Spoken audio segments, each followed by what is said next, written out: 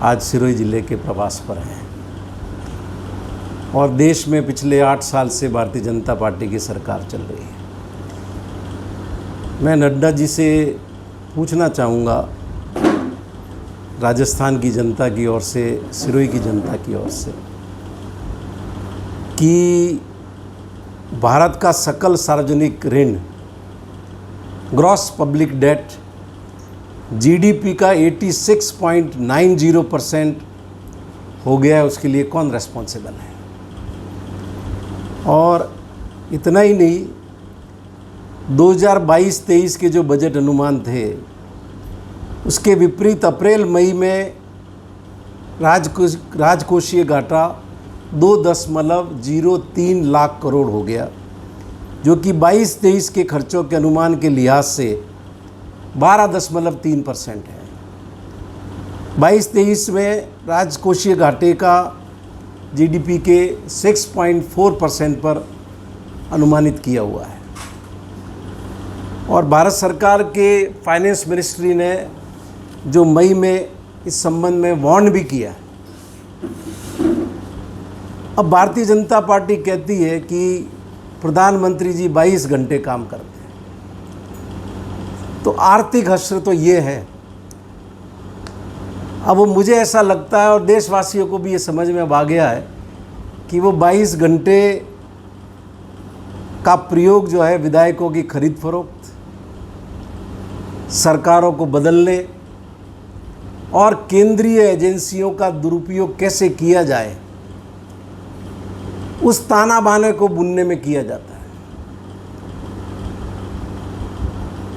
GST भी इन्होंने बहुत गलत तरीके से लागू की। लागू होने के बाद सैकड़ों अमेंडमेंट उसमें हो गए और जो वायदा किया गया था स्टेट्स को कि हम क्षतिपूर्ति, जो कमी होगी वो क्षतिपूर्ति के रूप में देंगे, आज भी राजस्थान की सरकार के 4,800 करोड़ रुपए जीएसटी क्षतिपूर्ति के बकाया है। अभी centre for monitoring Indian economy CMI के जो लेटेस्ट फिगर आए हैं, समग्र बेरोजगारी दर मई 2022 में 7.12% से बढ़कर के जून 2022 में 7.80% हो गई। जो अलग अलग क्षेत्र के ग्लोबल इंडेक्स है, ग्लोबल रैंकिंग है, उसमें प्रेस की स्वतंत्रता में भारत 150वें नंबर पर है। 180 देशों का आकलन है ये। भूखमरी में 101वें पर है। हैप्पीनेस में 136वें पर है। मानव विकास में 131वें पे है। नागरिक स्वतंत्रता में 119वें पे है और प्रजातांत्रिक मतदान व्यवस्था पे 100वें स्थान पर है।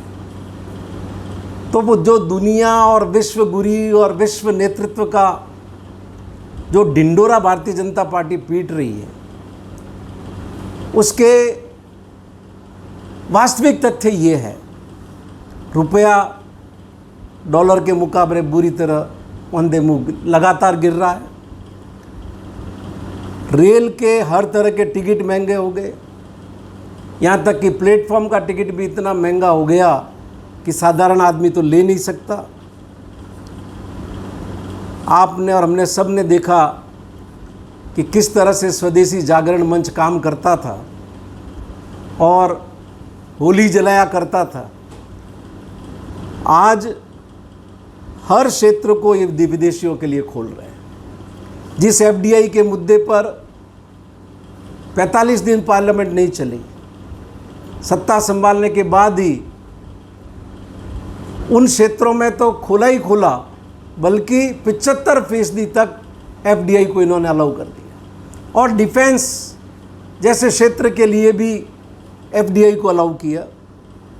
आज पब्लिक सेक्टर के बैंक, रेलगाड़ियाँ, रेलवे स्टेशन, एयरपोर्ट, सारे उद्योगपतियों को बेच रहे हैं। कभी बीजेपी ने मनमोहन सिंह की सरकार के वक्त 1 रैंक 1 पेंशन के आंदोलन का समर्थन किया था और आज 4 साल की अग्निवीर योजना लेकर के आई है, जिसमें न तो कोई रैंक है और न ही किसी तरह की कोई पेंशन है।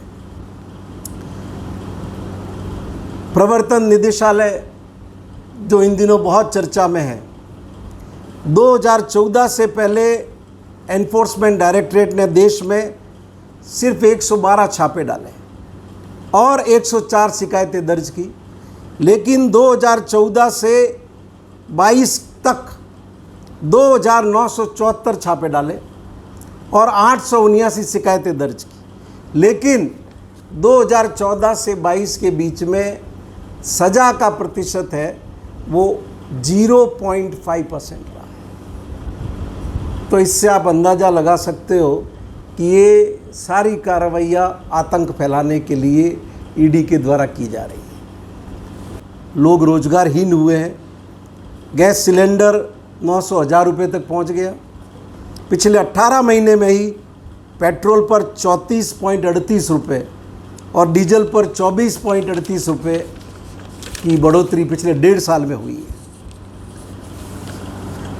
सेना के अंदर 2020-21 में कोई भर्ती नहीं हुई, 2021-22 में कोई भर्ती नहीं हुई।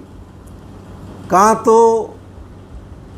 1 करोड़ सरकारी नौकरियां हर साल देने का वायदा था और कहाँ आज लाखों पद खाली पड़े हुए हैं।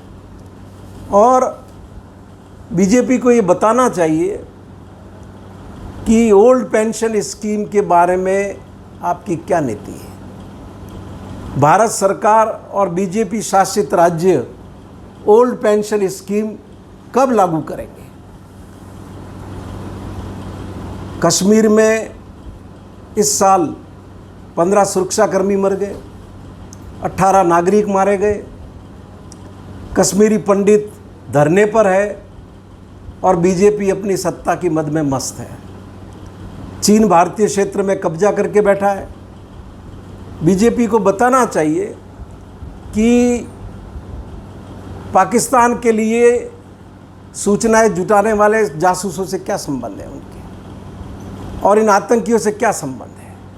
उदयपुर का जो जघन्य हत्याकांड सामने आया, उसमें न केवल भारतीय जनता पार्टी का एक सदस्य मुख्य आरोपी निकला, बल्कि कल माननीय मुख्यमंत्री जी ने यहाँ तक कहा है कि बीजेपी के नेताओं ने उनको छोड़ने के लिए फ़ोन किया। आप सबको पता है कि हरियाणा में अभी इनके एक पदाधिकारी को हटाया गया। जम्मू में इसी तरह की गतिविधियों में लिप्त होने के कारण आईटी सेल के प्रमुख को हटाया गया। महाराष्ट्र में तो एक इनका मंत्री जिसके आतंकवादियों से संबंध थे उसको मंत्रिमंडल से हटाया गया था।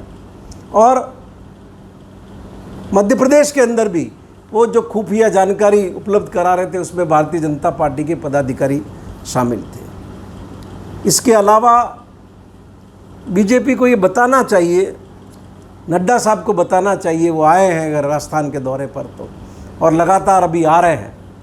2003, 2008, 2013 और 2018 ये 4 चुनाव आपने जिस वसुंधरा राजे के चेहरे पर लड़े, क्या कारण है कि अब आप उस चेहरे को सामने नहीं कर रहे, उस चेहरे को पार्टी का चेहरा बना करके चुनाव नहीं लड़ रहे?